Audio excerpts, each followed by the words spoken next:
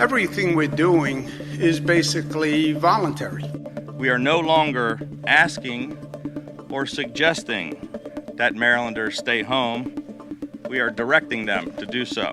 State government, local government, federal government doesn't have the power to enforce stay-at-home orders. Police say certain patrol cars on each shift are now designated as health order compliance cars. Their main job will be making contacts with businesses that should be shut down, but aren't.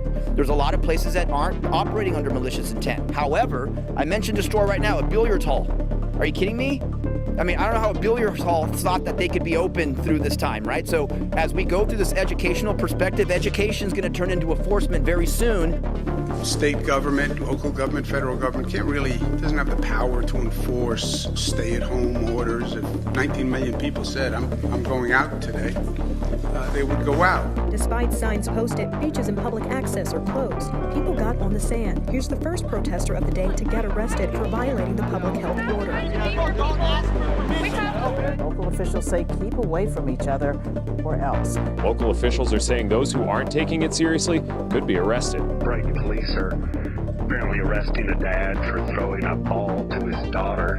He's being taken away by the Brighton police for playing softball with his daughter in an empty park. A Tampa Bay pastor has been arrested for violating coronavirus social distancing rules. Law enforcement cracking down on social distancing. Anyone not following guidelines could be arrested.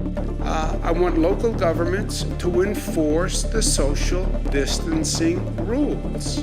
We want the compliance. You're all under curfew!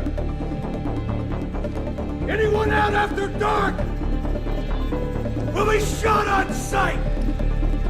If I'm going to infringe on your freedom, it's for a compelling reason. Americans are sacrificial, Governor. You know that. They're sacrificial.